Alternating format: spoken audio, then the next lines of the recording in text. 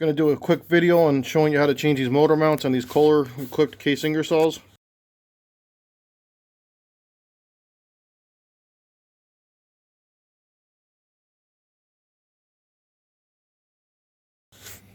As you can see, these ones are shot. Okay, so people often ask, how can you tell the motor mounts need replacing? All right, here's what a new one looks like. If you notice, the hole is in the center of the mount. And then here's some obvious ones. If you can see daylight through them, junk. All right, here's another one. Cracked. The hole's off-centered. It'll be really off-centered when the motor's sagging in it. The bolt and everything will be sagging quite a bit. You'll really notice it. But they're beat up. You can do that kind of stuff to them. If you look on the back side, you see how off-centered this hole is compared to the new one. Junk.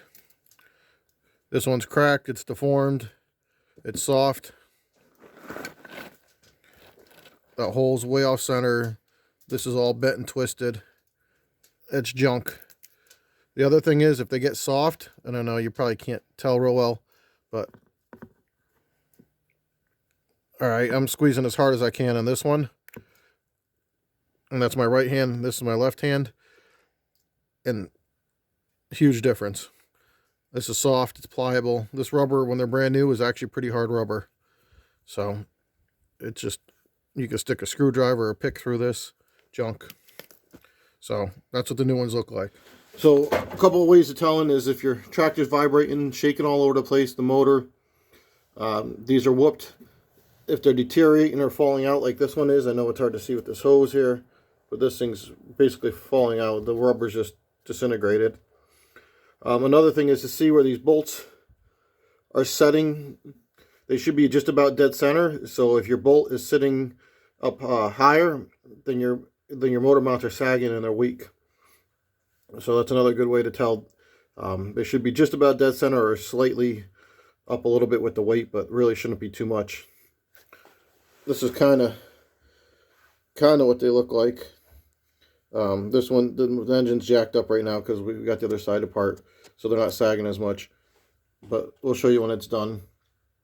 So what you do is you knock out these rivets. You can either drill them out or knock them out with a small punch and hammer. If you got screws in there, then obviously take the screws out. But what you want to do is you want to jack up on the motor mounts and then support the engine. All right, so I'm going to show you how we knock these out. You can drill the rivets with a drill, or you can knock them out most of the times, depending on the rivets that were used. If you look at this motor mount, this thing's shot. It's not even connected back down here. It's doing nothing but beating up your tractor and your machine. This one's horrible. You usually could take a punch and knock the rivets out like that.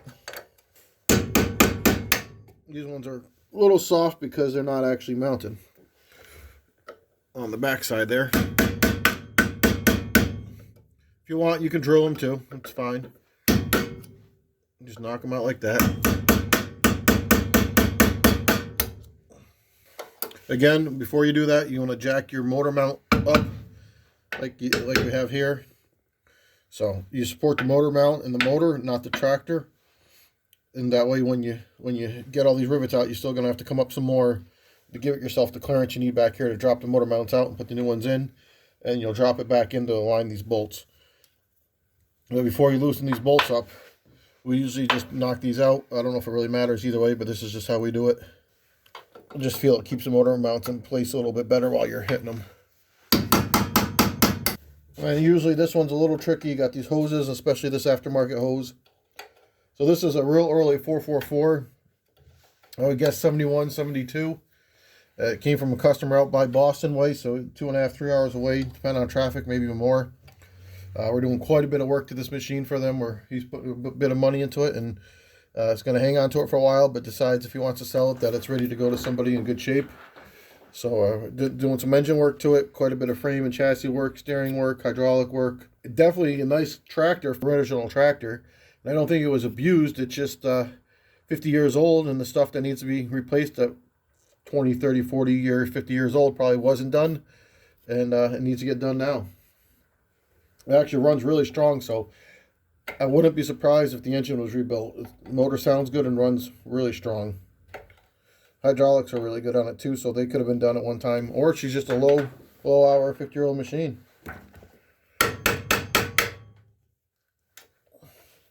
Again, you can drill these if you prefer, but don't find the need most of the time.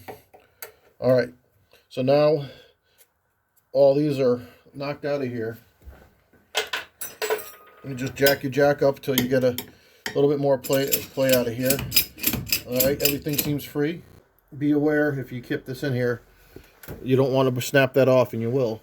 Again, I watch underneath too because it goes through the frame, not just here, but it's going through the frame of the tractor, and you got to make sure you still got clearance under there.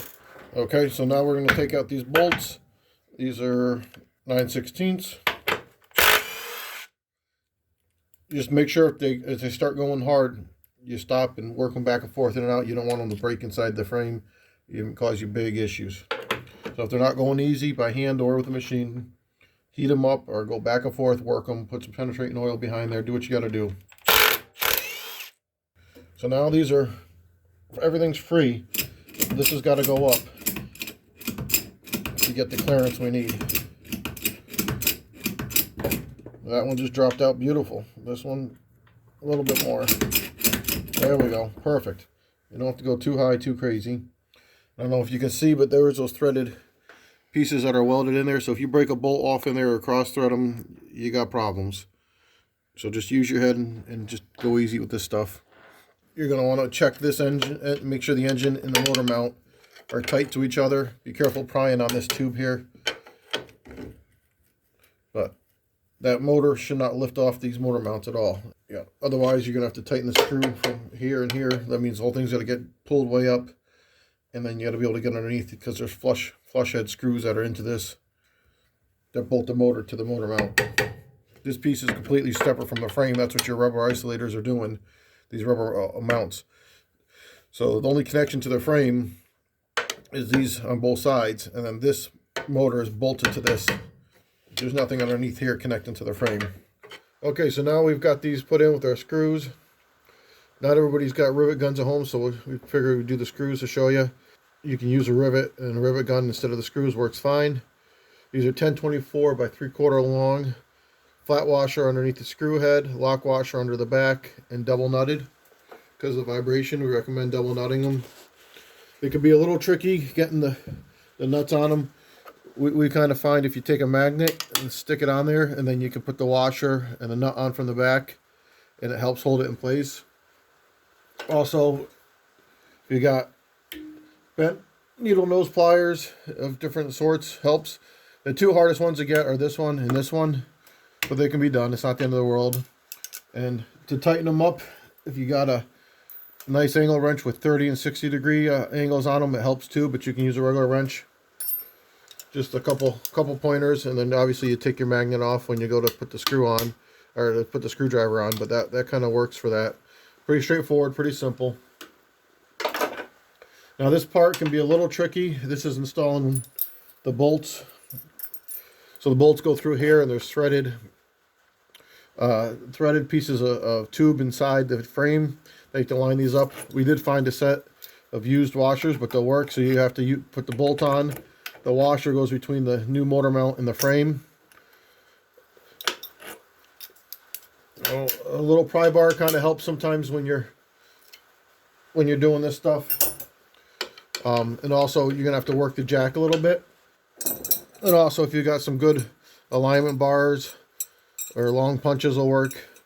These I think are Mayhews or Tectons or one of each, to be honest with you. I'm not really sure, but any good one will work. And then you're gonna walk this through your holes and help you line things up. So right now this is a little bit high. We have to jack this up to be able to push the old motor mounts out and give us enough room. So I know it's a little high. Right there, that is going into the hole into the frame. I can feel it, but I don't think the bolt will catch. I think we're gonna have to drop it. Now it's gonna be the same thing. So you can put these in a little bit and easily lower your jack. You don't want to bend or break your bars, obviously. But I don't know if you can see it or not, but it needs to come down. There's no gap on the bottom. There's a gap up top here. Just go slow with your jack if you can. I know some jacks are more touchy than others. You can watch them settling in now. Starting to drop. If you go too far, it's not the end of the world. You can just jack your jack back up. You also got a pry bar here you can finagle with. So I'm going to say this one feels pretty centered. There's not a ton of pressure on everything. Let's see how that looks. Let's see what this front one looks like. The front one's right where it needs to be. So get that one in there with your washer. Don't forget your washer behind here. You're just going to have to play with it and it'll go. There you go. Not rocket science, but get this hand tight. And then this back one, we know we got to play with it a little bit. It may have to come down, I think. Sometimes you can shine a light in there and see what you got to do. Stick this back in here. We're going to loosen this jack a little bit. Give us a little bit more room. So lower the jack a little bit. Don't forget you can use a bar in here to lift this up and play with your height a little bit if you need to. There we go. This one's going a little harder, but we took the pressure off the jack. It's threaded in there. And it's going straight. I can feel it. So just take this out. Make sure we put the washer on. You just don't want to cross thread these because the tube in there is threaded and welded to the frame. And otherwise you're going to have to get a nut behind it or make it a bigger size and retap it. And it's just a project. So and pay attention here. Bolt, lock washer, this side. This big washer goes in here. You may have to play with it a little bit with the bar to get it sandwiched in there on the second one you do.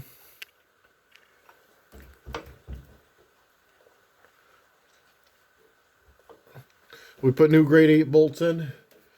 Grade 8 necessary, probably not, but that's all we stock. We only deal with grade 8 bolts.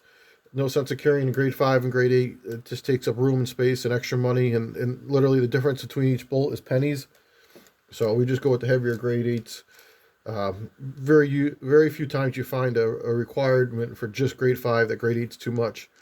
Share bolts are usually grade 2. So, and when we're working on heavier equipment and trucks, the grade 8 works better. These, there's probably a torque spec, but just don't go crazy with them.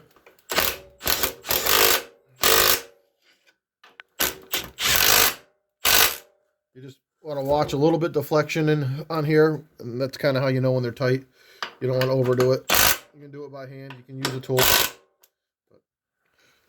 I don't know if I can get a shot underneath for you to show you what they look like under here, but I don't know if you can see the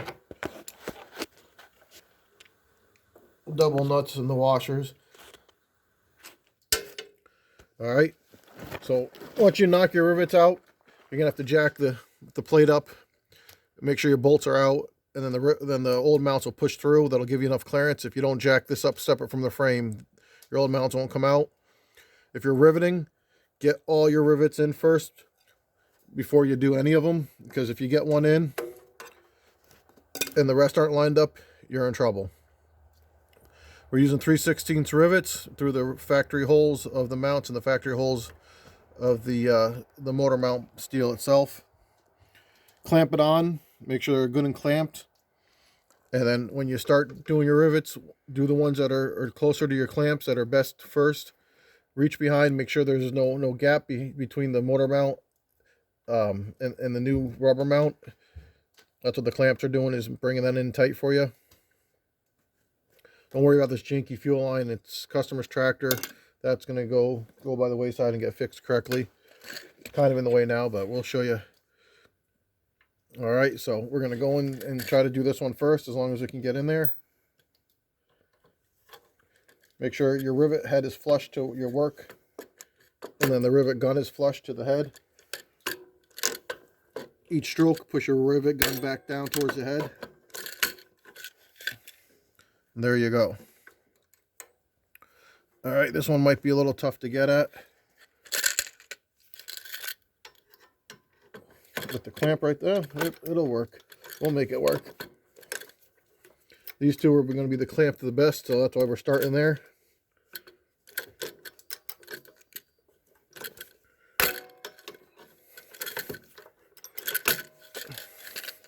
And then if you need to move your clamps around, you can do that. Get them closer to your next set of rivets you're working on. Again, you want to make sure these heads are flush before you start putting the rivet gun on them. This side with the hoses for the cooler can be difficult.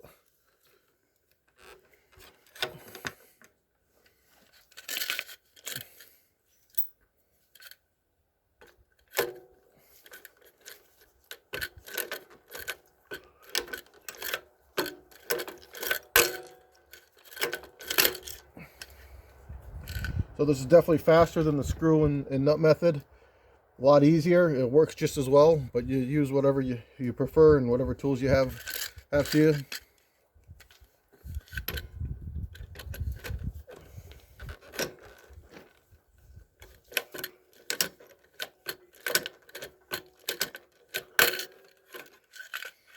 This little Astro pneumatic small hand riveter gives you a lot of extra torque compared to a pistol grip. Tight situations, it might not be as handy, but this is a nice tool, well-made tool. It catches these if you let it. But that's all there is to putting the rivets through them.